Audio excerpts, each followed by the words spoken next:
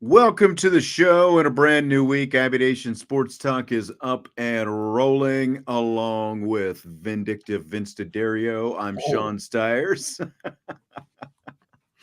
How you doing today? I'm good, man. I'm good. It was a crazy day. Went by very, very fast.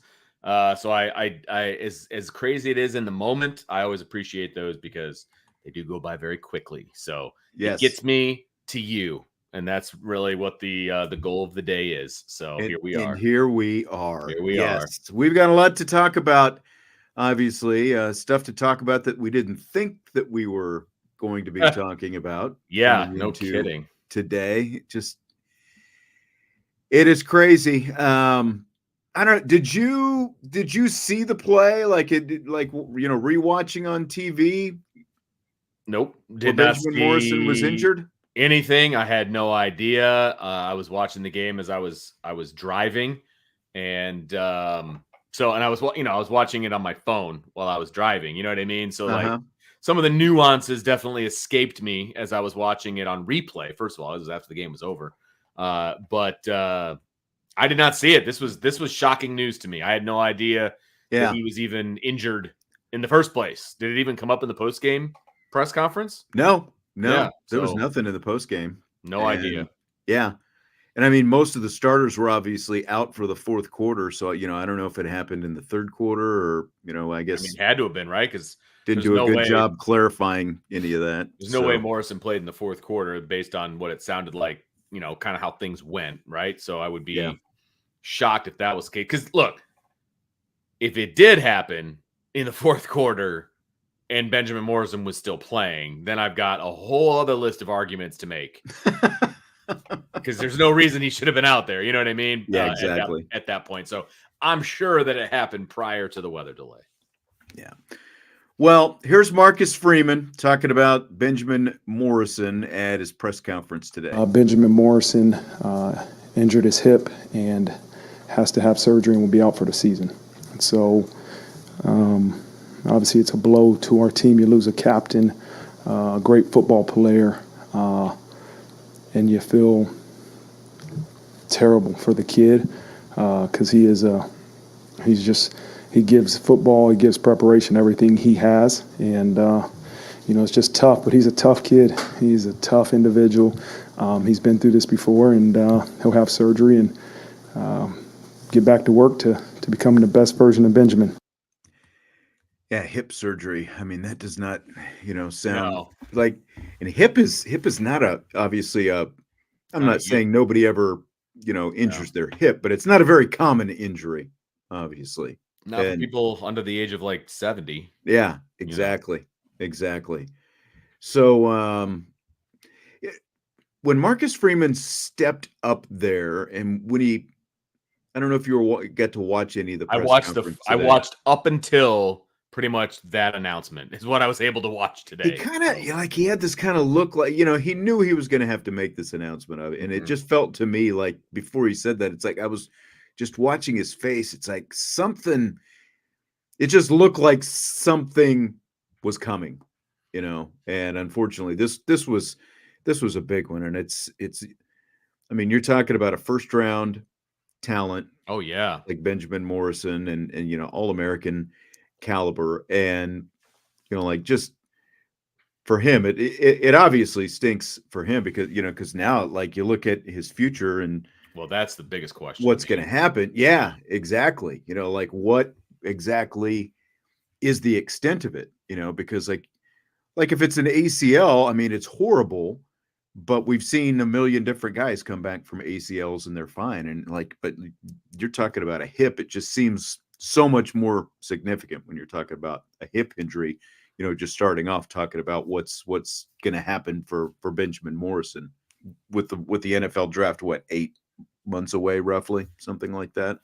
Is it even that much? Because isn't it in April? So 6 months away. 6 months. Yeah. Even So closer. yeah. And so I think that's the biggest question mark, right? Because look, Benjamin Morrison is a first round talent, but if he's injured, and I don't know, I know nothing about the timeline or what the specific injury was. He's got to have surgery and all of that. Is he going to be back in time to, work out for teams and do all the things, that he needs to do to maintain that first round, draft grade? Or does that push him back to Notre Dame for another season? So, that he can prove he is who he is, you know what I mean? And so that just begs a lot of questions, right? When it comes to the future of Benjamin Morrison. We all knew or assumed at this point, he's going to be a 3-year player, especially the way he played freshman year and how that was going to go. And he's had some, gosh, I don't know how to not make this sound negative, but it's not what I want it to sound like. He's had some non-Benjamin Morrison plays this year, right? Nothing that would drop him out of the first round for me. But it's like, oh, well, I wonder why he gave that up, or, what was the miscommunication there, or whatever the case may be. So I'm curious to see, what comes of this. Is he going to be able to put aside some of the reservations that NFL teams are now going to have on him because of this injury, right? I mean, I just, like I said, I don't know the timeline. Is this a 2-month? Is this a 6-month? Is this an 8? Like, I don't know. And I wouldn't think that there's a 2-month hip injury. You know what I mean? Like, exactly. I completely agree with you. I was just throwing out time frames, but like it doesn't take much to fall out of a first round. I guess that's the point that I'm making. Yeah. And so if you're Benjamin Morrison, do you go and take the chance on like a 3rd round draft pick situation, or do you come back to Notre Dame to reassure people that you're a first rounder? Yeah, exactly. There's just a lot out there, and it is far too soon to be able to speculate on anything in terms of recovery time and all that kind of, this will obviously be something that we can check back with Marcus Freeman on toward the end of the season when we get there, whether it's November or December, just in terms of what is the recovery going like for Benjamin Morrison? Is there a prognosis in terms of the length of the recovery and all that kind of stuff? Because even for him, I'm sure that he's finding it out, right? Just beginning to find it out as we speak. In terms of the team, and we'll talk about some specifics here in a minute, but the team is just incredibly thin now in terms of the depth. This is huge. It's something that we talked about with Benjamin Morrison over the summer when he was coming back from a shoulder injury, that Notre Dame would be thin if Benjamin Morrison was not fully recovered. He was fully recovered. He was able to play in every game for Notre Dame. But now you have not just the loss of Benjamin Morrison. Just a couple of weeks ago, you had Jaden Mickey leave the team. And part of the reason Jaden Mickey left the team, 1, you had Christian Gray. 2, you had Leonard Moore emerging. And,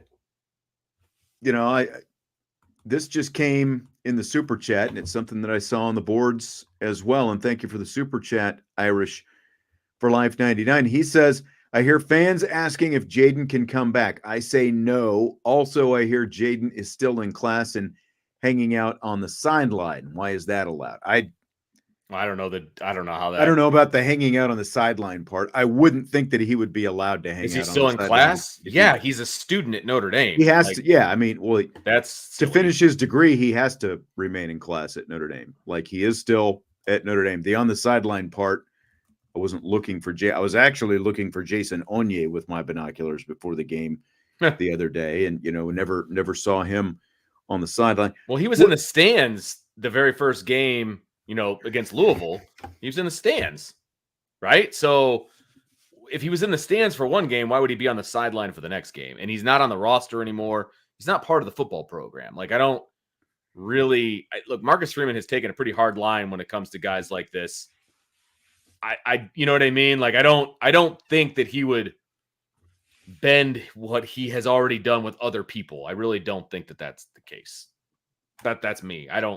If you say you're not on the team anymore, then you're not on the team. Like, there's no halfway. He's not an injured player. He's a player. But the question is because of losing Benjamin Morrison, what do you think about? Would you want Jaden Mickey back on the team if you're Marcus Freeman? No, I wouldn't. You made your choice. Bye. That's me. Look, you made your choice not to be a part of this. I'm not going to beg you to come back. That's how I would operate. I mean, they've got talented guys. Yes, I would love if Jaden Mickey was still part of the team as a fan, but I'm sorry, you made your choice. It's kind of like tell my kids, you make your bed, you sleep in it. Like that's where we're at. Yeah, if you would have stuck around, you'd be a starter right now. Yeah, but you didn't. So you're out. Like I'm sorry. I and don't. That's it. You're in or you're out. And Yeah. he chose out. And I would not ask him back either if I'm Marcus Freeman, even though he is still a student at Notre Dame. He's literally could be walking by the football building at any given point, during, over the course of the day. I would not ask him back either because he made his choice. His choice was to leave. He wanted to go someplace else, preserve his year of eligibility. And what that meant for the team is you were putting the team in peril by reducing, obviously shrinking the depth chart with a quality player like Mickey was. But he decided to leave, and he's been away from the team for a couple of weeks. And I would not ask him back either. I realize, what this means because the numbers are extremely thin right now, but that's not a road that I would go. Yeah, down. I mean, look, if would they be a better football team if 7 was still on the team? Yeah, they would be. But that's the decision that was made, and that you got to live with your decision, both as a coaching staff and as a player. Like this is the decision that was made. You've got to go with next man up at that point. So I honestly don't have a problem with that part of it at all. Well, look, injuries happen all the time. Just like look at the Louisville game as an example. When Benjamin Morrison was out for a while, and all of the hoops that they had to jump through to continue to field a team out there when it was going on. If Jaden Mickey was there, things would have looked a lot different. Both for him and for the team as well. Like things ended up working out okay in that game. Specific, but that's part of the next man in, like you don't know when an injury is going to happen. And, and that's just part of playing sports, like if he had stayed, obviously he would have had an opportunity. He decided that he wanted to give himself a chance someplace else and left the team. So having him back is not a direction that I would go either. Yeah. Yep. Completely agree. So Leonard Moore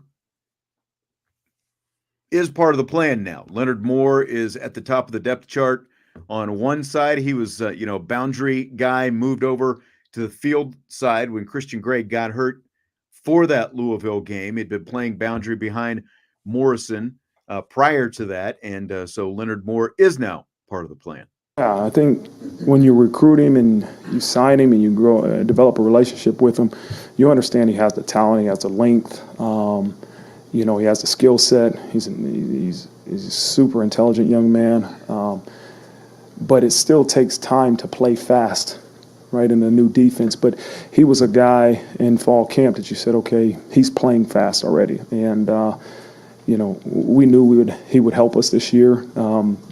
And at some point, if injuries happen, he would have to start for us, and he'll be ready. And we have a lot of confidence in Leonard Moore.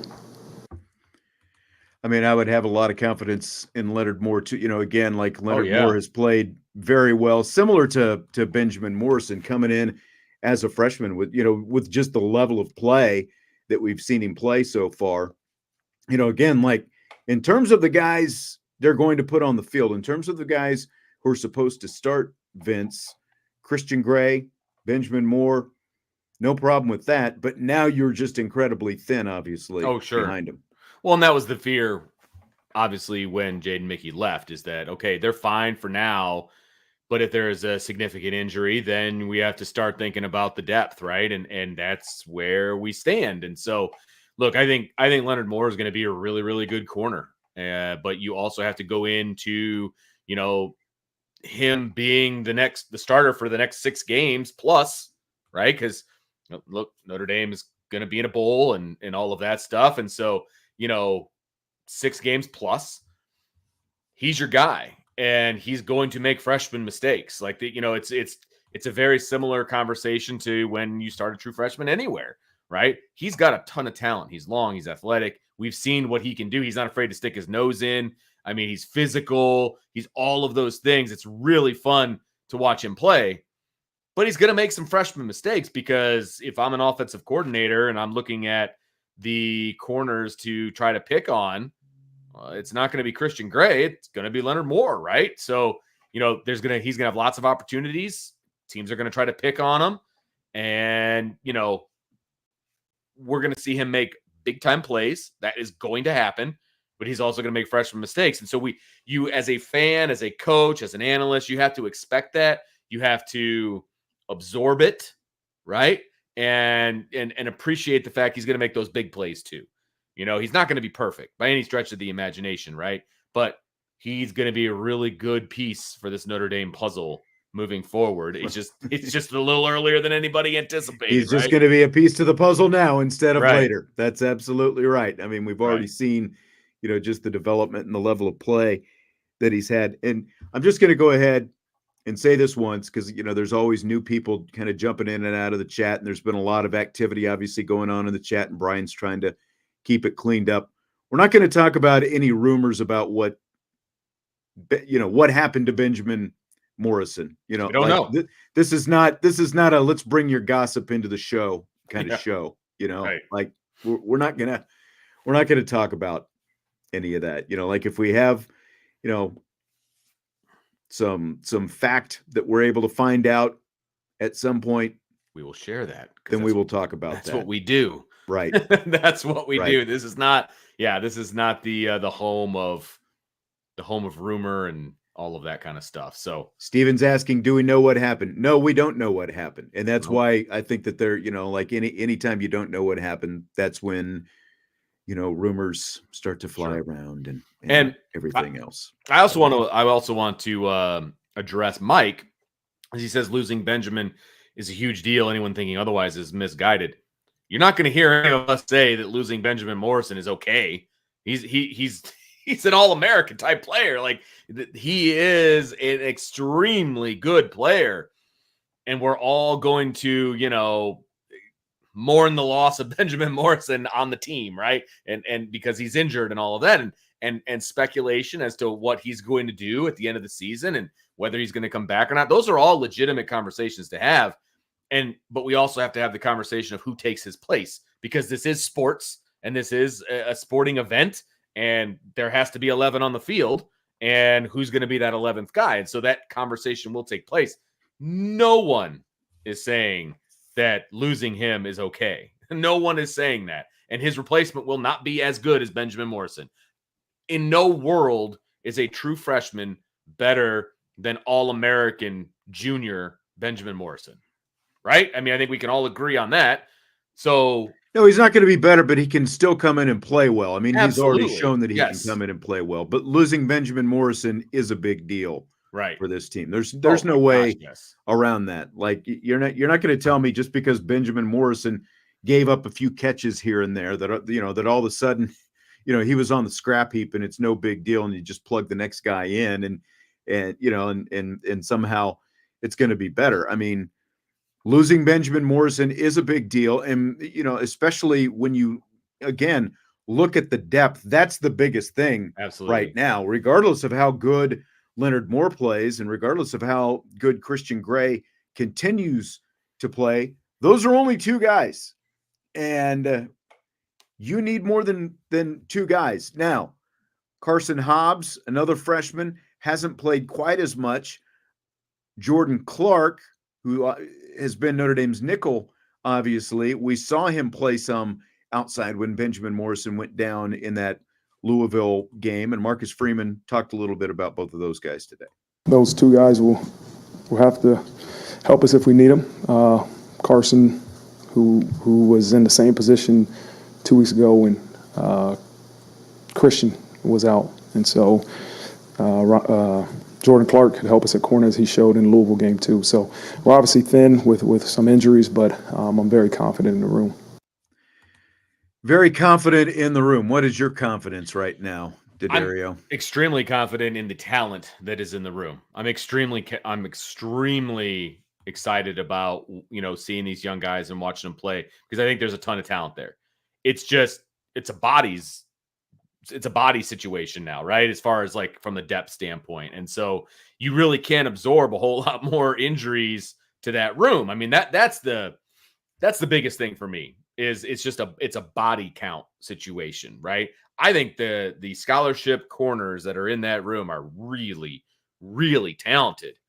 It's just now you've got one less body there. You know what I mean? And so you always worry about, you've got one less body, and if somebody else That's gets nicked up, dinged up, or even more serious than that, then you're in you've got some true issues there. Oh, 100%. And that was always the conversation when Jaden Mickey decided to leave. It's like, okay, well, that's one less guy. As long as nobody gets hurt, they're going to be just fine. Well, then Benjamin Morrison goes down. It's like, well, next man up and all of that stuff. But again, you're another body shy. So that's the biggest issue with all of this is, look, number one, replacing Benjamin Morrison is very, very difficult.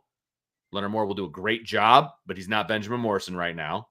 And number two, it's now a numbers game in the cornerback room.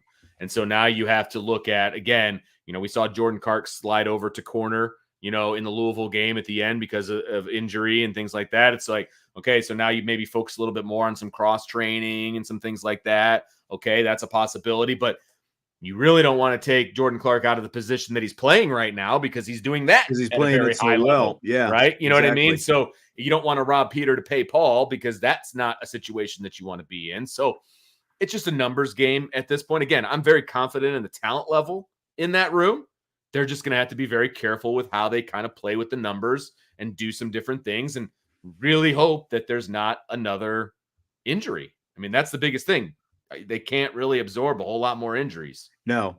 I mean, now you do still have Rod Hurd and kind of, like you would need him to elevate his, like if I'm just looking at like the PFF grades and stuff like that, like he has similar grades, to let, different tasks, but similar grades, like to what Jordan Clark is doing. But how much more could you rely potentially on Rod Hurd playing nickel if Jordan Clark has to play outside, those kind of things? And, or, like it's almost to a point where, like, are you potentially going to have to, ask a walk-on to do something at some point, Sure. if it gets to that? Or are you looking at, moving one of the guys from the back end and seeing how much corner he can give you, corner and or nickel? And, it's like, that's right. Those are going to be some of the questions. Now, you do have a couple, after this week, you have an option team coming up, so maybe that gives you other opportunities to look at some different things. It's obviously, I would say USC is going to put the most stress on the secondary, regardless of what USC is right now, just like when you look at who's left on the schedule, even, Florida State is going to try to throw the football, obviously, but it's just make things a heck of a lot more dicey coming down the stretch here where you are right now. Yep. That's exactly right. Because no matter how many more bye weeks you have, you're not getting Benjamin Morrison back. Right. So I do want to, I'm going to play Marcus Freeman's soundbite where he talks about Morrison here again, real quickly. Cause I want to listen for one thing. So I'm going to go ahead and play it again. Benjamin Morrison injured his hip and has to have surgery and will be out for the season. And so obviously it's a blow to our team. You lose a captain, a great football player, and you feel terrible for the kid because he gives football, he gives preparation, everything he has. And, it's just tough, but he's a tough kid. He's a tough individual. He's been through this before, and he'll have surgery and get back to work to becoming the best version of Benjamin. All right. I was just listening to see if there were any indications of what the injury was or like how when, where type thing. But yeah, they're kind of keeping that pretty tight-lipped right now. And for everybody out there, they don't have to tell us anything. These are all, There's privacy Well, laws. especially now he's done for the season. You know, Correct. they have no, They don't have to tell us anything. Yeah, exactly. Full Life. Thank you for the super chat. He says the injury is unfortunate, no way around it. However, I feel like BMO wasn't playing like last year. If Cross and Mills and the rest of the D can maintain the level of Stanford, we'll be fine, barring depth issues. Look, he had a couple of plays maybe here or there. He was still playing at a very, very high level. I mean, look, Benjamin Morrison was playing at a high level, and you're not going to be able to just one-for-one replace Benjamin Morrison. I want to be very clear on that, right?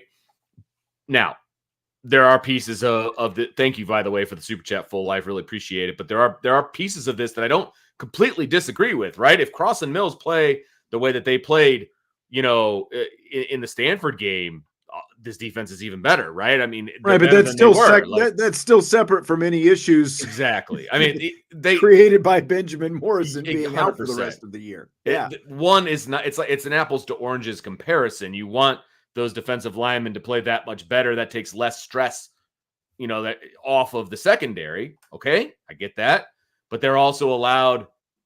The secondary also makes the defensive line better because you can do some different things with the secondary. Put them on an island and do some different things that allows the front to do more things. So they're intertwined for sure. One makes the other one better, whichever way you want to go with it.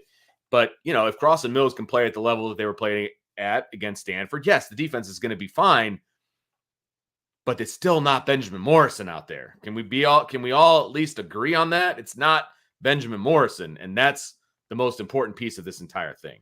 Right. It's not Benjamin Morrison, and, again, like, even if Leonard Moore and Christian Gray are 100% healthy, like, they're going to need to come off the field at some point. They can't just play every snap from now until the end of the season, so like just the rotation part of this, like you still saw Leonard Moore at times when it was Benjamin Morrison and Christian Gray. Again, Leonard Moore played really, really well. He led he had 7 tackles. I can't remember if he was super physical. Tackles. He was super physical, which I loved. Right. That was great. Got him into trouble a couple of different times, but he was super physical, and you can't really teach that. So I really like that part of his game, and I think he's had an opportunity in the last few weeks to kind of nuance and maybe fix a few things as well from a coverage standpoint situation. But teams are going to pick on him, and he's not going to break up every pass that comes his way. So people need to prepare themselves for that, right? But he's going to do great. He's going to make some great plays in this defense as a full-time starter. Yeah, now Jonah was asking about cross-training Urlacher, Talich, Osbury at nickel. I mean, those are options that, Osbury obviously played some nickel during the spring. They decided that he was better suited just to stay rover and linebacker, and he's played really well. These are all things that when Marcus Freeman does his Zoom on Thursday, that maybe we can kind of readdress with him. I think it caught everybody off guard. You probably didn't have a whole lot of questions prepared for Benjamin Morrison being out for the season. No, you know what I mean. So that's exactly right. No. And kind of what happens. There are times like you get your 2 questions. What they call a question and a follow up at the press conference, and a lot of times after you ask yours, it's like, oh, I wish I had one more question that I could ask here at the end. Like when you sit there and you start formulating things and that kind of stuff. But just very unfortunate. Not a situation I think that they thought that they would be in. And again, just going back to the Jaden Mickey thing, I think that thing has I think that's a non-starter. I would have to think for Marcus Freeman and company right now. Yes, Mickey is still in school, but he made the decision to leave the team. And once you decide that you've left the team, I don't see too many coaches, injuries or not, who are going to be willing to just welcome a guy like that back with open arms when you leave the team high and dry in the middle of the season. That's tough, man. That's this is nothing against Jaden Mickey's character or anything like that. I'm sure he had his reasons. I'm sure he discussed those reasons with Marcus Freeman and the coaching staff and everything else. I'm sure all of that took place. That's still a burnt bridge. You know what I mean? That you really can't cross back over. Like he kind of blew it up. Whether it was a controlled explosion or whether it was in the middle of the night, it's still a burnt bridge. You know what I mean? And I just don't think that you can cross back over on that, because also you have to think about what message that sends to the rest of the team as well. And I think that's really, really important. When you're a leader, like a head coach or a coordinator or whatever, you have to be careful with the way you do certain things and what messages that sends to the rest of the team. If you bring him back now, I just don't think that sends the right message to me. I agree. I completely agree with that. And, again, like people are asking about cross-training wide receivers at DB and that kind of thing. I'm not sure that there are any guys go that route. Yeah. Like when you look at that wide receiver room, I don't think that there's really anyone who would make sense in that mix. Yeah. They got talent, Sean. I mean, I whether you want to start adjusting maybe some safety roles, like somebody had mentioned, cross-training at nickel and some things like that. I think you can get on board with that, and you cross-train Clark from nickel and corner and things. I think they're going to be okay. But again, they're at a point where they can't really absorb any more injuries. Like that's where you're at. Then you have to start grasping at straws at that point. Yeah, that's exactly it. Full Life is saying only wild card with Mickey is his family situation. Maybe if the locker room loves him, it's a mulligan, but we don't know the details. I mean, it's not like he left South Bend to go be back with his family. He's still on campus, right? Finishing school, right? So he left the team so he would have 2 years of eligibility at a new school. Yeah, like that's what he decided he wanted to do. I just don't see them coming back. I don't see that being the case. He left. That was his decision. You're an adult. You got to stick with that decision. Like that's something. That's how it works, man. They've got talent, man. They got talent for sure. Let them play. I mean, they're going to have to. They're going to have to let them play at this point. So I don't know. You want to talk about anything else? There was a game. There was a game Saturday. We were going to talk about the game a little bit. I mean, there was a game, and it was a great game from what I can gather. So, yeah, I'd love to talk about the game. I mean, great performance on both sides. Like, did you come out of that more impressed with one side of the ball or the other?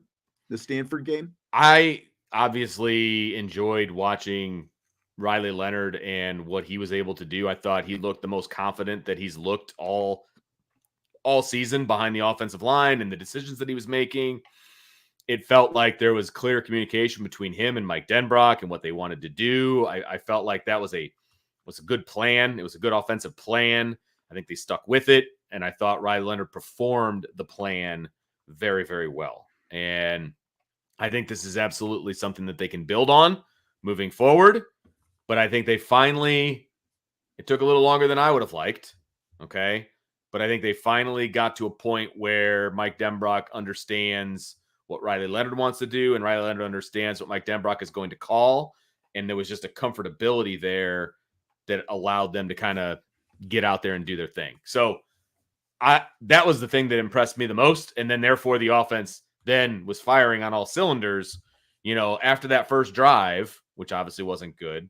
They scored 49 unanswered points. Look, the first drive, and I don't want to point the finger at one guy, but unfortunately there was a holding penalty that really set the drive back. Riley Leonard had just got him, into Stanford territory, but then you have a holding call and it's 1st and 20. You got to come from behind the chains. I mean, that's the holding call. Really, like if that doesn't happen, they might have scored, on every drive with the exception of the one where Bo Collins had the fumble in the first half. Yeah, no, I completely agree. And, there's not a lot to pick apart. There's always something to pick apart. Don't get me wrong.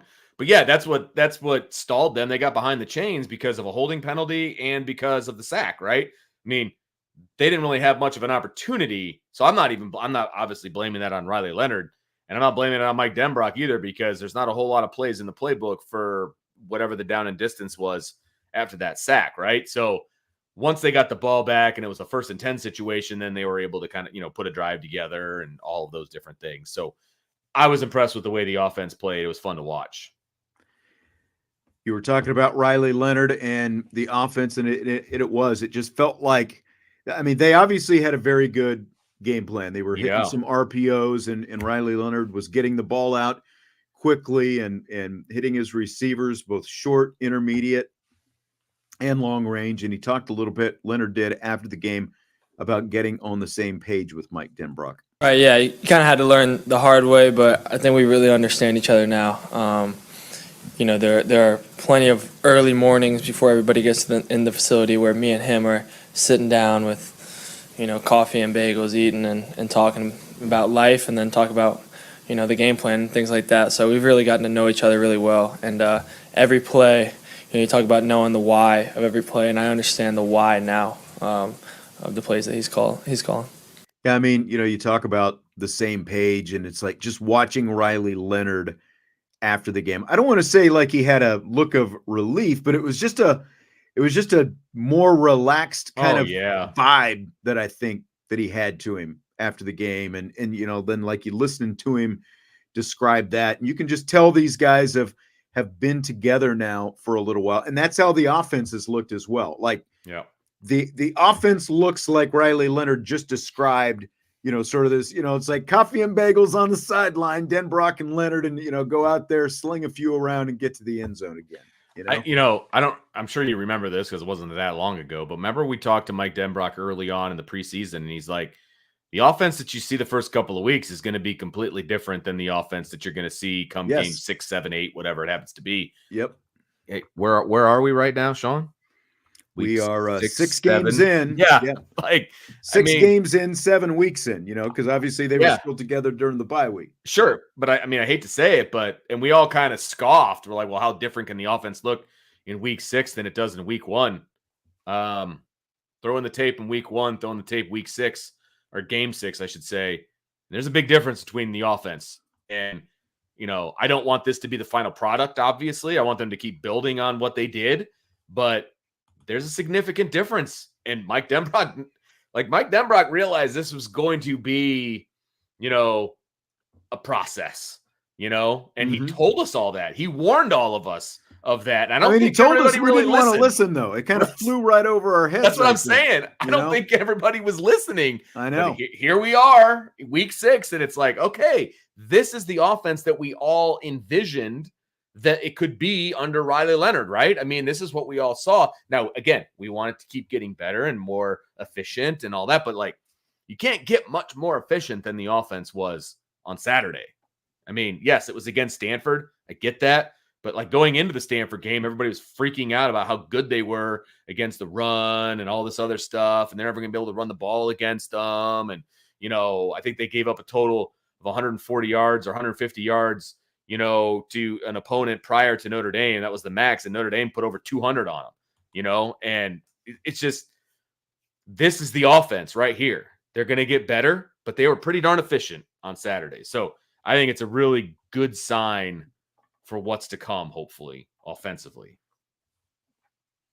I think so as well. And where is it? I agree with what Joe is saying. He says the only thing he didn't like was seeing Collins drop that pass and the fumble. Maybe it's just me, but it seems like he's had an issue with ball security on catches this year. I would say the last couple of games, he just, like the drop that he had, it looked like he probably was feeling, the safety coming down on him, like he was anticipating that and took his eye off the ball and, and dropped it.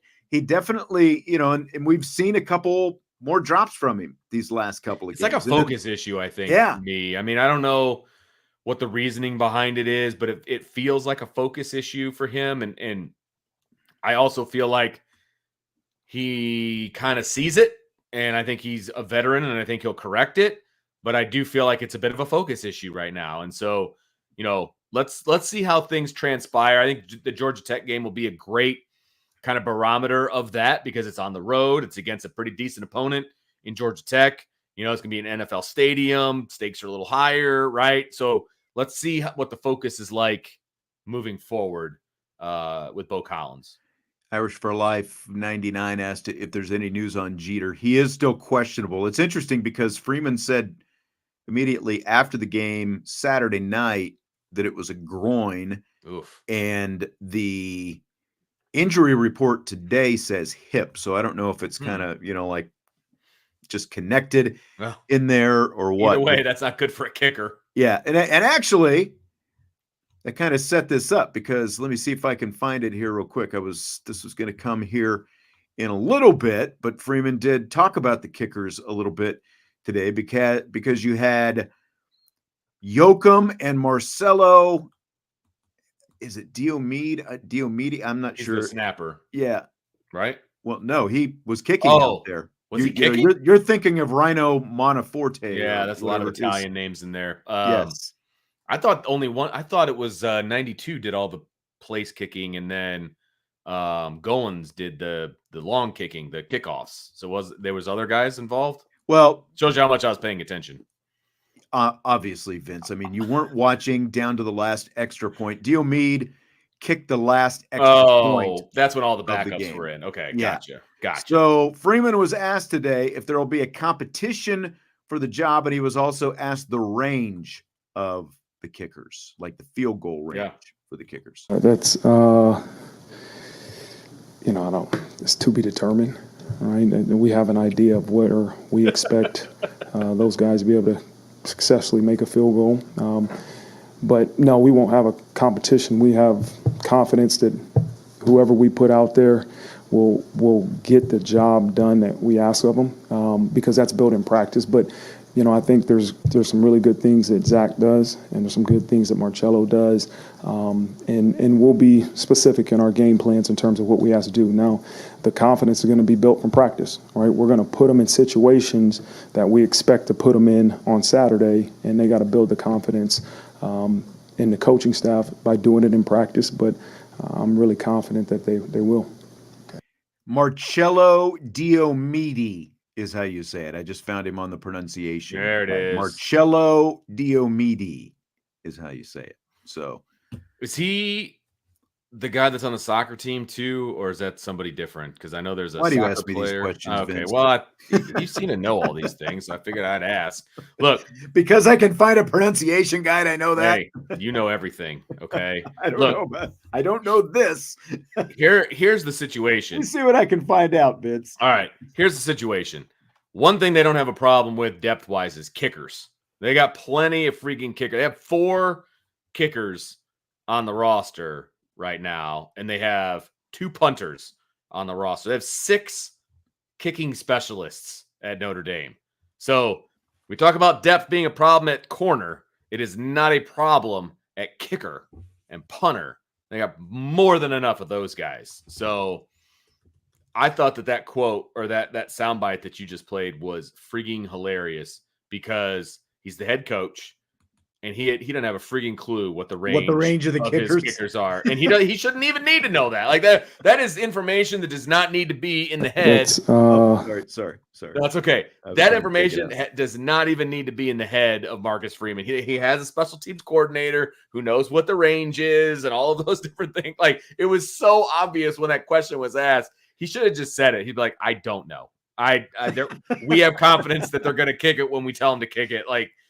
That was really funny to me. I don't think he was ready to field questions about. Oh my gosh! Like if you would ask the range, if you ask Dylan's head coach what his range is, he doesn't have a freaking clue. But I guarantee you, the kicking coach knows, and that's who's supposed to know. You know what I mean? So I just thought that was funny. Do you know who this Chris Saylor is? Like I do. That does rankings and stuff. Yep. So Chris Saylor rated Marcello Diomede as a 5-star kicking recruit. He was ranked number 10 among kickers in his class by Mr. Saylor. And where is he from? He is from Glen Ellen, Illinois. He's a Chicago guy. Okay, suburbs interesting guy. Yeah. So not a soccer guy. By the way. Saylor is usually more West Coast. He does a lot of West Coast guys. Coles is more like around the country. Okay. And Corn Blue is the third one. And he's more like, he's based in Florida. And so he's more like Mississippi River to the east. So it's like you got different guys and they all do rankings and they all do All-Americans and they all, they're so kickers and punters and snappers, they don't get rated by like on 3 and 247 and all that. You got to get rated by these three individual kicker people. Okay. And then they're the ones that send it out to all the schools. And some coaches like swear by Sailors and some coaches swear by Coles and, that kind of stuff. And some by Corn Blue. Corn Blue kicked at Michigan. That was his kind of thing. So he's more of a Midwest, East Coast kind of guy. So it's all three. And it's funny because the problem is there's no like one ranking, because there's no way for these guys to see everybody in the country. Mm-hmm. You know what I mean? And so it's like, well, I'm a 4-star here, a 5-star here, a 4.5, like all these different things. So yeah, so he's more West Coast, but a lot of guys, parents with unlimited income, they'll fly their kid out to California to a Sailors camp. You know what I mean? So he can get ranked by Sailors and, that kind of stuff. So a lot of guys are ranked in all three in some form or another. Okay. There you go. Now you know way more than you ever wanted to know about kicking rankings. Yes. Yeah. I mean, it looks like based on the way things went Saturday, Yoakum kicked, what would it have been? 5 of the extra points because Jeter kicked the first one. He kicked the first one? Okay. Then it was after that he was injured. Okay. As you said, Eric Goings did come in and was doing the kickoffs. Did a good job too, by the way. Yeah. And then Yoakum kicked 5 of the extra points, and then Diomede came in at the end of the game and kicked the final extra point. So if Jeter was healthy, then Yoakum probably would have gotten that last extra point. You know what I mean? So like that's probably how it would have gone. And yeah. So yep. That's right, Connor. IB Nation Sports Talk. Come for the kicking evaluations, stay for the kicking. We can do a whole show on kicking if you want and how they recruit and all of that stuff. So I know way more than I should. I mean, we absolutely could. And Michael would be right there for it. He was hyped about this guy last year, and everybody blew it off, he said. He's still second string, Michael. Third string when Jeter comes back. So, But look, he's a 5-star. That means he's legit. You know what I mean? He's a legit kicker. It's just, again, he's at Notre Dame where the room is huge. Like 4 kickers on one roster, that's unheard of. Like that's too many. That's too many, to be honest with you. And of course, they're all walk-ons except one. And next year, no more walk-ons. Yeah. So you're going to see a lot less kickers on the roster. Yeah, that's exactly right. Again, it's going to come to, you're going to have to make some philosophical decisions on how you want to fill some of those, or because you're probably going to a lot, at the most, you're going to a lot. I would like in terms of full scholarships, you would probably start off with like, 1 kicker, 1 punter, and then maybe another guy who's, he can do both kind of thing. As, a combo guy. And of course, or something you'll have probably 1 snapper on scholarship, and maybe 1 backup, that kind of a thing. I think a lot of D1 schools are going to go to 2 of each, 2 kickers, 2 punters, 2 snappers. And that's it. That's what you're going to have. And my guess is they'll put them all on full scholarship. I'm still not convinced Notre Dame's not just going to give out 105 full scholarships, but other places, I think there'll be a lot of partials and, things of that nature. So, which is why for all you kids out there, make sure you get good grades because you need to supplement that partial scholarship. Get that academic money. Get that academic money, baby. I'm telling you, it's very important. What'd you think of how they ended up splitting up the running backs? Before you answer that, Jadarian Price, 12 carries. Jeremiah Love, 6 carries in this game. I thought it was interesting, to say the least, especially after Jadarian Price had the fumble the week before and got benched for the bulk of the game, the game before against Louisville. Here's Marcus Freeman talking about riding with Jadarian Price against Stanford. I mean, we have a plan going to each game in terms of how we'll rotate the running backs. And then there's also a plan that in-game adjustments, if a guy's hot, continue to leave him in there. And that's what it was. So what'd you think? I do have to say, Love got the first series, but it was pretty heavy Jadarian Price the rest of the first half. I would say I am not surprised that Jadarian Price got the start because they wanted to make sure that he understood that they still believed in him and the whole, because he got benched the whole, rest of the Louisville game. And so, hey, we still believe in you. Here's the rock. Let's see what you can do with it. I think they were happy with the way he was running the ball. And I actually don't have a problem with them riding a hot hand. It was obviously working. They kept going down and scoring. So, I don't really have an issue with it. I'm a little surprised. I always kind of figured Jeremiah Love was kind of the number one back. We probably have the most carries or the most touches, each game. But I think Love did have a 39-yard touchdown run. He did. I think Jadarian Price had something to prove. I think he was running the ball really hard. You know what I mean? And I think they're like, hey, you know what? This game's not really in doubt. Let's just ride it. And I think that's what they did. Tommy was asking total touches for Love. 7 total touches, 1 reception for 25 yards, and 6 carries for, what were his total? What was his 53 yards? He ended up leading the team with 53 yards on just 6 carries. And, what was amazing to me was the effectiveness of the run game wasn't amazing to me, but when they rack up 229 yards against a team that had given up their season high total 150 rushing yards against Clemson, they're only giving up 88 yards per game. Notre Dame runs for 229 against them, and Notre Dame's leading rusher in a game they had 229 yards had 53 yards. Like, Love had 53, Price had 49. Kedron Young ended up with 39 yards, in the fourth quarter. Leonard had 31, and E.S. Williams had 28. Devin Ford had 20, and Steve Angeli with 9 yards. Good. Way to go, Steve. Yeah. I'm proud. Deceptive wheels. Like a proud papa.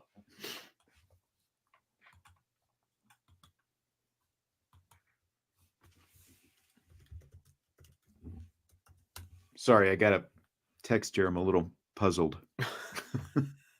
Nobody likes being puzzled. There's no puzzles. There he is. I think Brian thinks we just go an hour a night, and we're just no. These guys, they're not serious podcasters. They only go an hour. No. He's just texting me. You guys almost done or what? I texted you that because I was going to tell you before you're done, because if you were done, I wasn't going to interrupt you. But if you were almost done, I was going to say, hey, let people know that Notre Dame just got their 2025 quarterback, and we're going to go live here in a little bit to break it all down. Okay. So Blake Hebert just committed to Notre Dame. He was previously committed to Clemson. This is a guy that Notre Dame actually went after hard before they went after Deuce.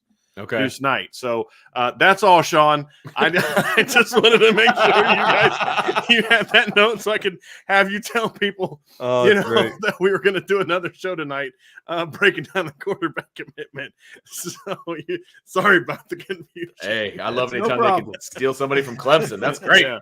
Makes it even better. Better. So we'll go live around 7:00 and we'll break the whole thing down. So So well, maybe we'll be done by then, Brian. I don't know. That's how we roll Ice Breakdown, man.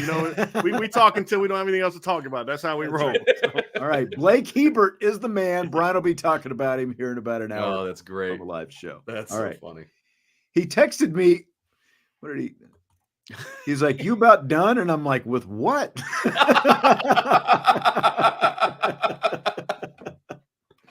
Oh, that's great. That's fantastic. I know. Now everybody just wants us to finish the show so we can talk about quarterbacks in the next show. So my bad. That's great. All right, Vince. With that, is it time? Are you ready for rapid fire? Let's go, baby. Rapid fire time. Right. I'm a little nervous about this first one. I'm not going to lie. Go ahead. I'm wondering if you even saw it. Fill in the blank. Riley Leonard with the spin move in the backfield to elude pressure and 4 defenders on a play that he turned into an 18-yard game was blank. Must have been amazing because I don't remember it at all. So I did not see it. So the way you described it, though, is freaking amazing. Now I have to go back and so where in the game was this? Because now I want to go back and watch that particular play because I have no idea what we're talking about because it sounds amazing. Trying to remember which quarter. I believe it was second quarter. And I know I went back and looked at it in the play-by-play. And here's, it's like it was. Let me find it here real quick. I'll read you. Sounds amazing. I don't know. I'll read you what the actual play-by-play, like on the, like the game play-by-play. Oh, okay. Yeah. Okay.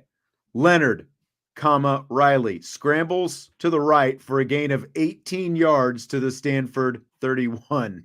That's all it said. Wow. But literally, he's got this guy coming hot off the edge, and he just looks at it, and he makes this little spin. And like I saw somebody say Heisman-esque. It looked like, like a Brett Favre, Tony Romo, like those kind of plays that those guys used to make, like just that quick little spin.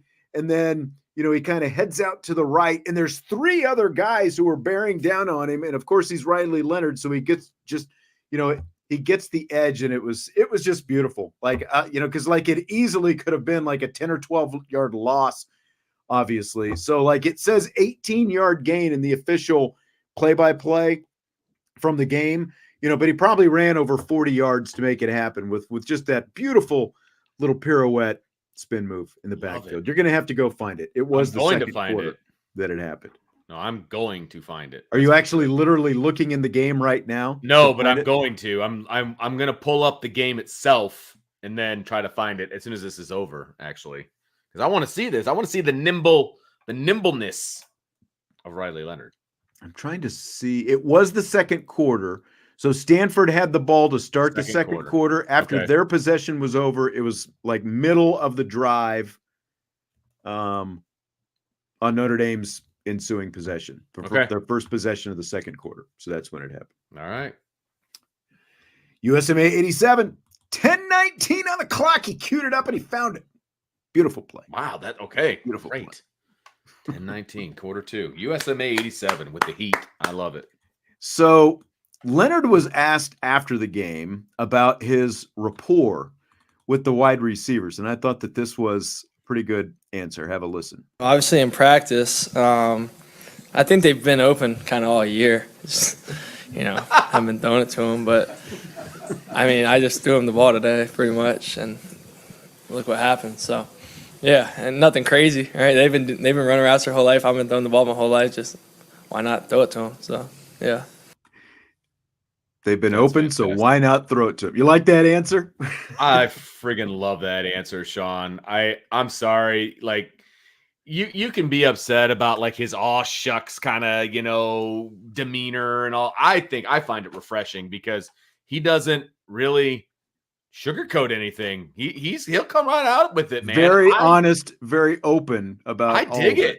Yeah. I dig it, man. He's like, they've been open all year. I just haven't gotten the ball to them. It's my fault. Because look, we've all been saying, these guys have been open. They, when you talk about, you're evaluating the receivers and you're evaluating Riley Leonard and all this stuff. And obviously when you evaluate Riley Leonard, the fact that he's not throwing to open receivers, that's a big hit against him, especially when there has been so much inconsistency. And how do you evaluate the wide receivers if the quarterback's not throwing them the ball and they're open? And then the quarterback just stands up there and says, they've been open. I haven't been hit.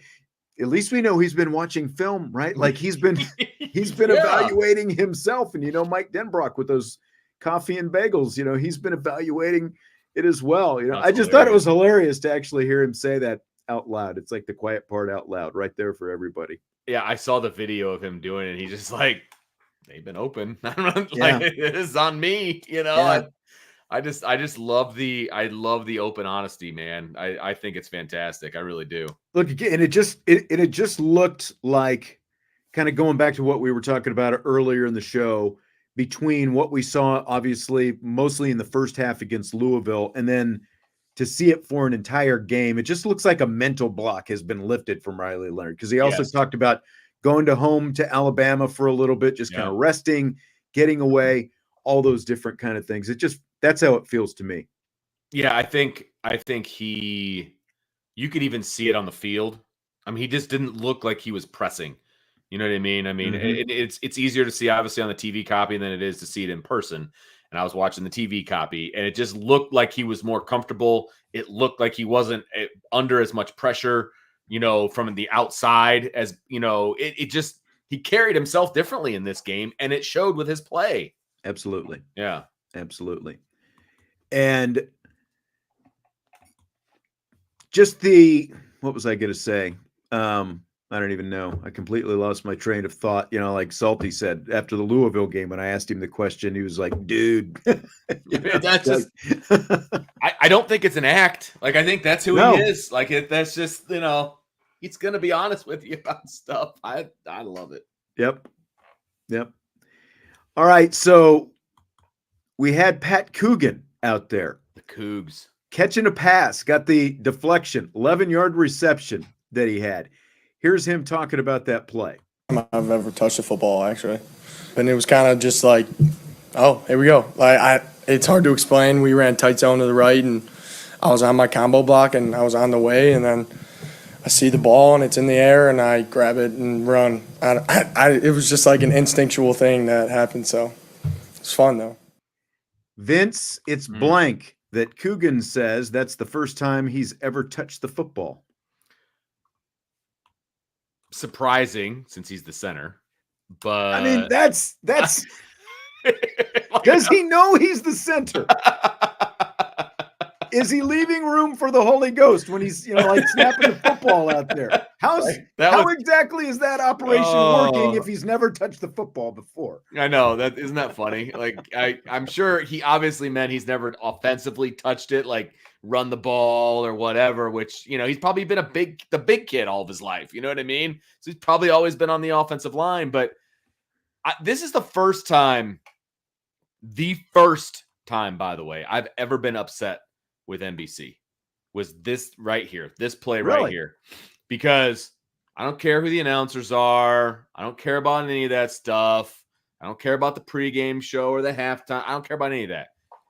They missed an opportunity to show Pat Coogan in slow motion going into the break, showing the first down after he hit it. Because he got up and he did the first down motion, which was friggin' great. And you probably don't realize it because they only showed it live. Like that, I needed to see slow motion Pat Coogan showing me the first down. That's what I wanted to see. I was very disappointed. Very disappointed. Interesting. I guess I wasn't. I didn't notice that. Exactly. But it was an iconic moment for that young man and for the team, and they blew it. I'm generally, and obviously, I'm at the game when the home games when they're on NBC. So this isn't necessarily as much about NBC, but I do find myself getting very frustrated with a lot of different TV broadcasts when like a play happens and it's a somewhat significant play, whether it's a penalty or like something like this, and they just go on and on talking and they're showing, like cutaways to the coach on the sideline or, like zooming in on the huddle. It's like, show me the play again. It was a pretty significant play. Why don't you just show me the replay? It's not that hard. You've got the technology to do it anytime you want. In general, I don't think they show enough replays in most broadcasts. I agree. And then they overdo a replay on a play that meant nothing. It doesn't make any sense to me what they decide to replay and what they don't decide to replay. It makes no sense. And it bothers me. It does. And this is not an NBC thing. This is an across the board thing. Like that, it's all the broadcasts. They do that same thing all the time. And it's super frustrating. For sure. DK says you love Tom Brady in his broadcast style. Well, Tom Brady was calling the Cowboys-Lions game. And I don't know if you saw the score. I did. DK just wanted me to bring up that festering pus sack of a game. It was awful. If you're a Cowboys fan, it was awful. I was watching with a Lions fan, so he was happy.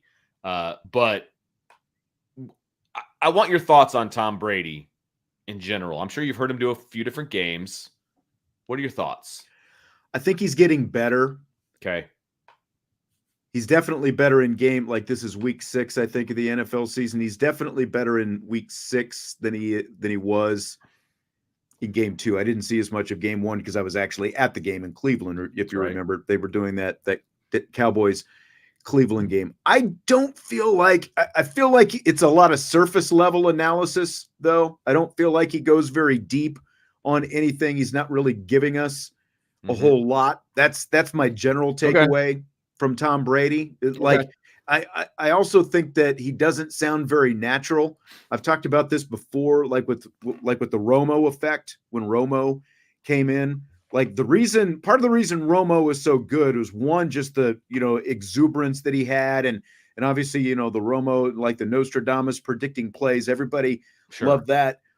But the difference, the biggest difference between Romo and Brady to me is, whether you hate the Cowboys or not, Romo is still just like a dude who you could sit and go hang out and drink a beer with and have a lot of fun sitting there talking about football and probably, whatever else you want to talk about with Tony. If you're a golfer, obviously he's a big golfer, you could get into that. But like Romo is just a dude who you could hang out with. That's not the vibe that you get from Tom Brady. And it's like he's really got to push himself and force himself to try to sound more natural. He just doesn't sound real natural to me. Yes, it sounds forced and it doesn't sound comfortable. He doesn't sound comfortable in the booth to me. And I don't know if he really is uncomfortable up there, but yeah, and his voice it does bother me a little bit. I know that sounds ridiculous, DK, but I'm with you on this one.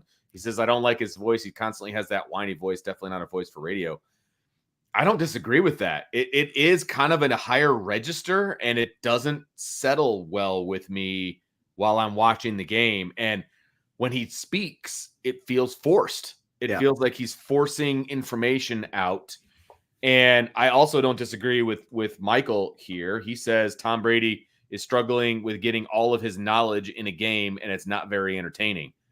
I get that too. It sounds like he's talking down to people a little bit. Yeah, and that's something that, obviously me being on the play-by-play side, not on the analyst side like Tom Brady, but that was something that I found like early in my broadcasting career. It's like, I think I know all this stuff. And like on every play, I'm trying to show how much I know. You know what I mean? Like that kind of thing. And it's like, you have to sit back still and kind of let the game come naturally. And, whatever you know, and you impart that along the way. You can't try to force it all kind of on one play. Now he doesn't get real jargony. So like for that aspect, he's not talking about 3x3s and all those different, kind of things that, especially as a network guy, annoying network producer type people, he doesn't get really bad into that.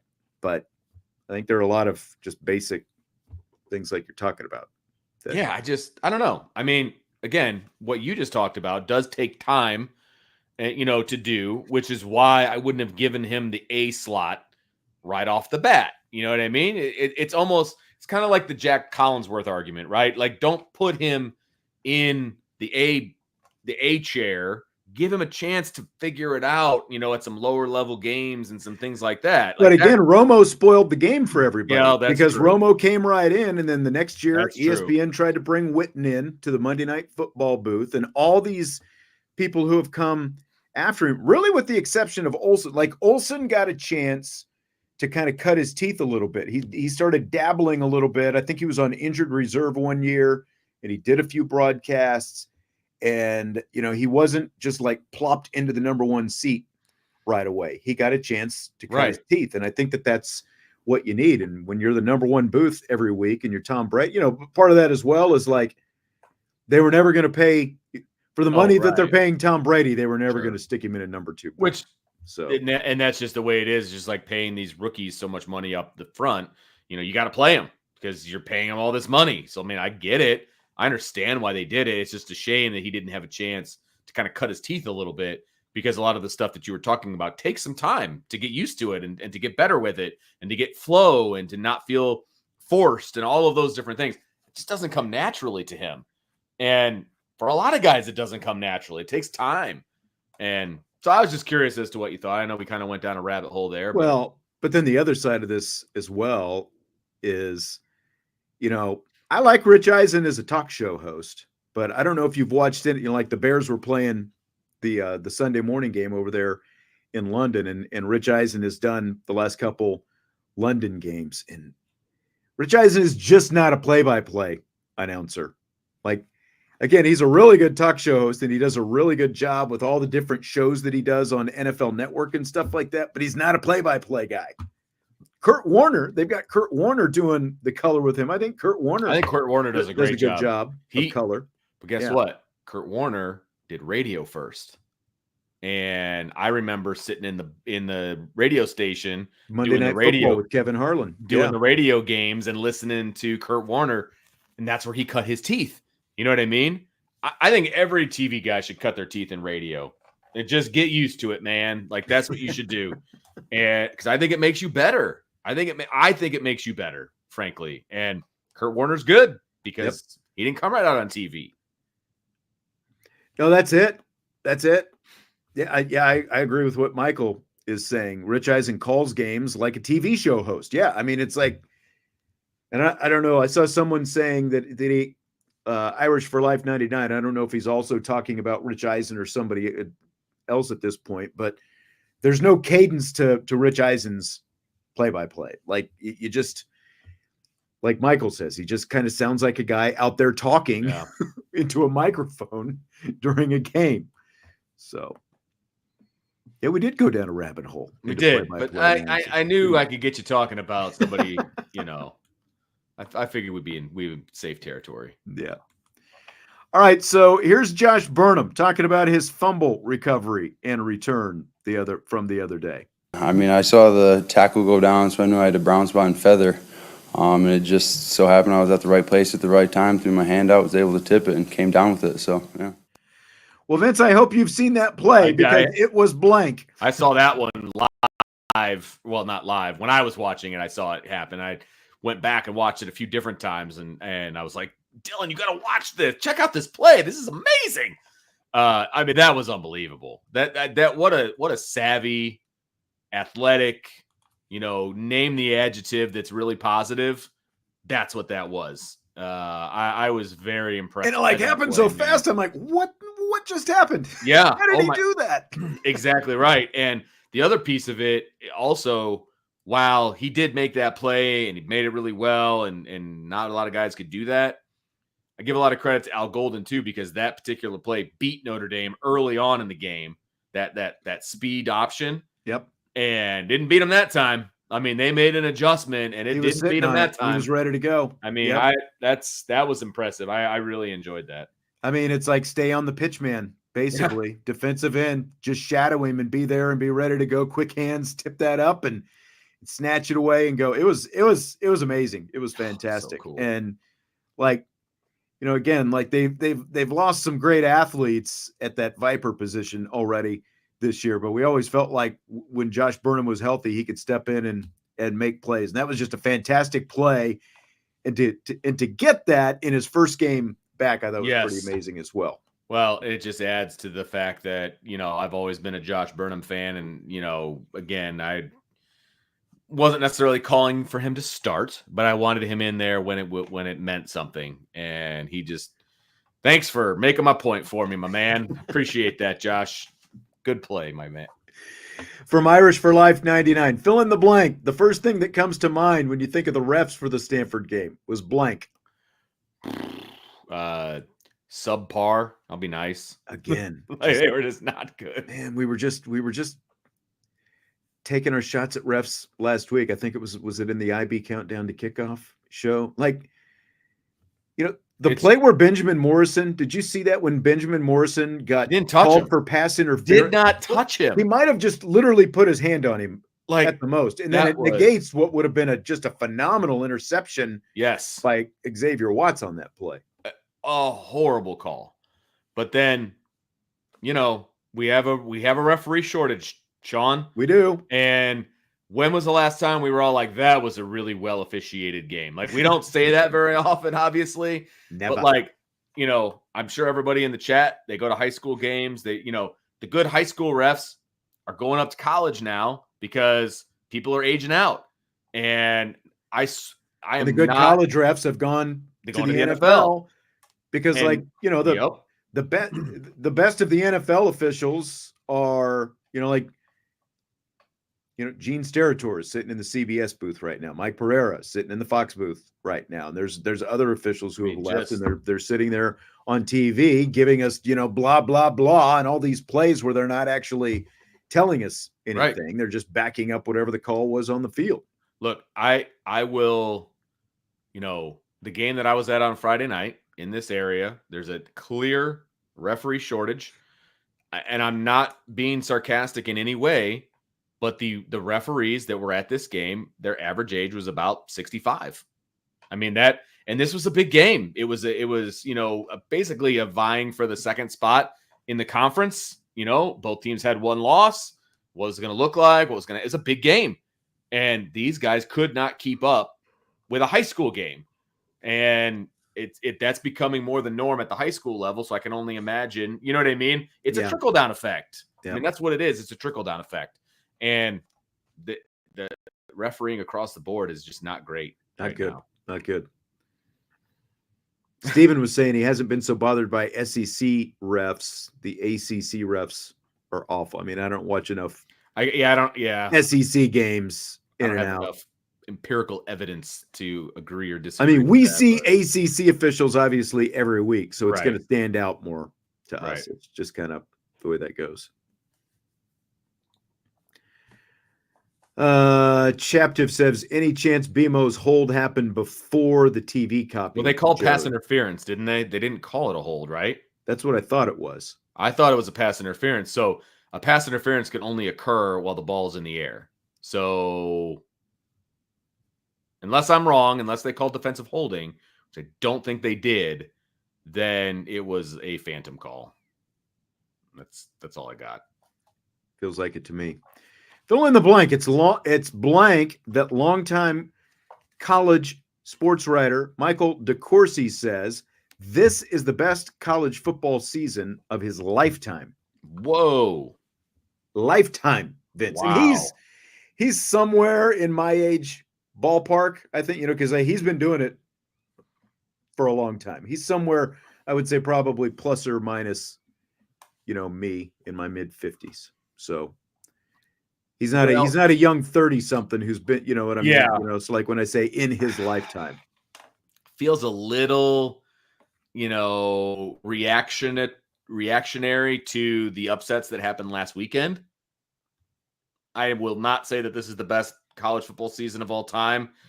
I don't have a replacement in my head because I'm just not good at history stuff when it comes to college football. But just because there were a few upsets in one weekend doesn't make it the best college football season of all time. So there's still a lot more college football season to go.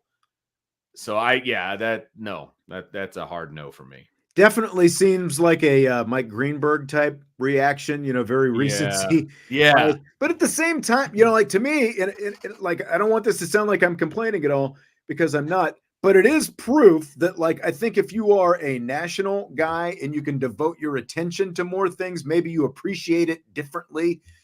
And again, I'm not complaining, because, more than happy that I, get paid and get to go cover Notre Dame football on Saturdays and all that kind of stuff. But my focus just tends to be so much more myopic. Obviously, I know that there was an upset. Vanderbilt beat Alabama last week, and Tennessee beat Arkansas and stuff like that. But I mean, really, are we talking about it was a great game, Ohio State and Oregon Saturday night. I don't know if that's part of what he was reacting to, but it definitely feels like you can focus more attention on those things than when you're spending 7-8 hours at the stadium and looking at one thing on Saturday. 100%. And I don't, how can you say something is the best ever when it's half over? There's a whole other half of football to go. Maybe he makes that claim in January. Okay, let's have that conversation. But, the season's half over. There's still a lot more to go. If he said it was the best first half, maybe we get on board. I don't know. Just seems very knee-jerky, recency bias to me. I don't like it. Yes. Greenbergian is what I will call it. There we go. I like that.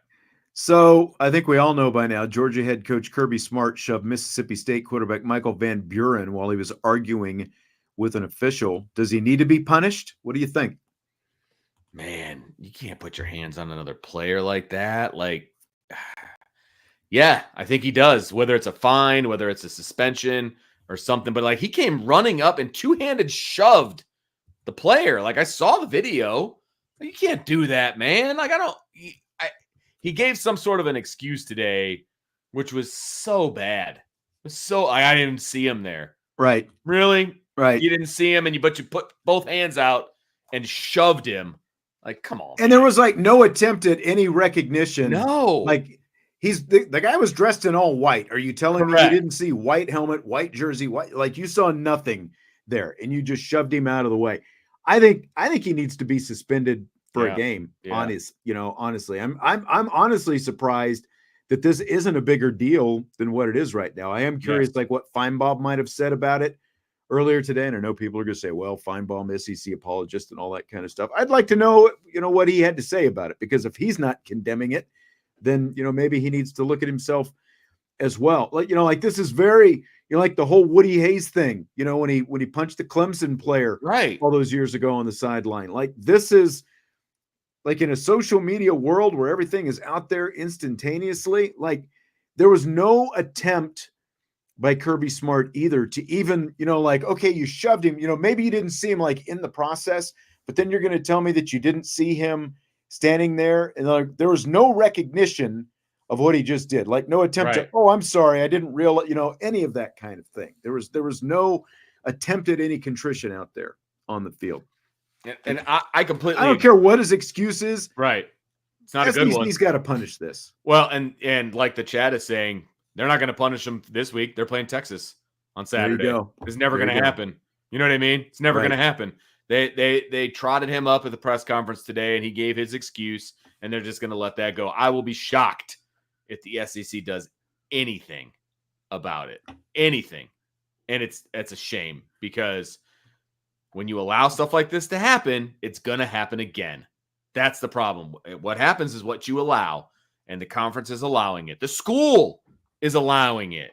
The school could do something, right? The athletic director could do something. The conference could do something. The NCAA could do something. There's so many levels to this, and nobody's going to do anything. That's a shame. Yep. I guess Irish for Life 99 got that Woody Hayes reference in there right before I did. Okay. But I mean, that was the first thing I thought about. I saw this is like Woody Hayes. I remember when that happened. I was probably 11 or 12 or something like that. Nope, that was before your time. Before my time. Vince, which is worse, when USC wins or when you pick USC to win and they lose? I picked them, and they blew I know it you for did. me. I know you did. That's why I brought this up. I know you did. I was thinking there, we're driving home, and I'm looking at my kid. I'm like, I called this one. Like, they should have won that game. They blew it. So disappointed. Did you pick Ole Miss to win as well? I don't remember. Honestly, I don't remember. Did we pick the Ole Miss LSU game? I thought we did. Didn't we pick Ole Miss LSU? Ah, man. I don't know what we picked. Now I'm going to look it up, because I don't remember what we picked. All right. So let's see here. Week 7 picks. Here we go. I picked Texas. I picked Notre Dame. I picked USC. I picked Ohio State, because I picked Ohio State. I did too. And I picked Ole Miss. I'm pretty sure I picked LSU. I did not do well. I know I missed Ohio State. I was rooting for Oregon, but I did pick Ohio State. So I definitely missed those 2 games. Obviously, I missed the USC game. I went 2-3 on the week. So not great. Not great at all. It happens. Yeah. It definitely Fill in the does. blank. Seeing Ohio State lose with quarterback Will Howard sliding as time expired was blank. I actually yelled at the TV. It was fantastic. I go, "You idiot! What are you doing? That's hilarious." Because I was not rooting for Ohio State. I was definitely rooting for Oregon, because I think Oregon has a definite possibility of losing later anyway. And I don't know that Ohio State does. And so I was rooting for Oregon to win so that they can lose later. What a boneheaded play, man. I mean, what a boneheaded play. It really was. Play. You had 6 seconds left, and like the whole clock management there at horrible. the end with not like, like not knowing what was going on, that the clock, the clock ran all that time off. And I mean, like the slide move itself was very Dak Prescottian, from you could say that one. Playoffs against the 49ers a couple of years ago. That's exactly how that thing ended as well. But yeah, I mean, if you're a Notre Dame fan, obviously, you're probably a Michigan fan as well. To see Ohio State lose in that matter had to be pretty satisfying. Oh, it's fantastic. I was seeing some people on Twitter complain about, that should have been a dead ball foul and the clock shouldn't have started running or whatever. But like, that's up to the team to know that. That's not a new rule. That's always been the rule. Like, don't complain about it after the fact. Well, that should be that. No, that's not how it works. The rule is the clock starts. You should have been ready to snap the football. Like, that's on you for not understanding and watching, by the way, the clock just tick off. Yeah. Without snapping the football. Just standing there looking at it. I mean, they acted like they had all the time in the world. I mean, just terrible clock management. Terrible. Yeah. Fill in the blank. Andy Staples ate a Korean corn dog covered in hot Cheetos dust at the Texas State Fair before the Red River game. That sounds blank. Like the worst decision ever. What are you thinking? What are you thinking? There is no chance. There is no chance I would do that. Zero chance. I'm gonna tell you what, Vince. Oh boy. I agree with John on this. Like when I saw that, because like I saw the picture of the corn dog covered in the hot Cheetos dust, and when it said it was a Korean corn dog, that really intrigued me. To think Korean corn dog, hot Cheetos dust. I was envious. Like, I've never been to the Texas State Fair or one of those places with, all the crazy fried, Snickers and, that's just right down the street from you. Foods this. They do that in St. Joe County, man. They don't have like the good stuff there though, do they? They got the fried like Oreos and Snickers bars and all that stuff. But do they have Korean corn dogs? No. With hot Cheetos dust. Not to my knowledge anyway. Now that's not something I'm looking for also, but I don't think so. It sounds like a Texas thing. It sounded delicious to me. I probably wouldn't have eaten the whole thing, but I would have at least liked to try it. It surprises me a little bit that you weren't more into it than what you are. Oh, it's gross. No. By the way, I'm glad I remembered this was in there before we wrap up the show. Bobby Jesus follower Reeves, thank you for the super chat. I don't think I've seen this handle before. He says, for some odd reason, when I hear Vince's voice, I want to nug out like I never nugged before at Wendy's. Oh, that's fantastic. Thanks for the super chat, Bobby. I appreciate that. I'm still waiting for those residuals from Wendy's because I know that spot has sent people straight to Wendy's. It has while listening to the podcast. So I'm just waiting for my cut. That's it. We'll finish with this. Steven had this in there earlier as well. He says, say Leonard Moore and Jordan Clark go down with injuries next week. Who's the emergency player? Well, Carson Hobbs plays. Carson Hobbs and Rod Hurd, I think, would be your two starters. Like not starters, but like that's where the list would probably start as of right now. Why are we just having everybody get hurt all of a sudden? Like, yeah, I mean, in theory, if everyone gets hurt, there'll be no one to back them up. Correct. Not everyone's going to get hurt. Max Hurlman is the answer. He will be the one that comes in. There you go. I think everybody be excited about that. That's right. He's probably going to be getting some reps this week. I mean, he's obviously already the punt returner, so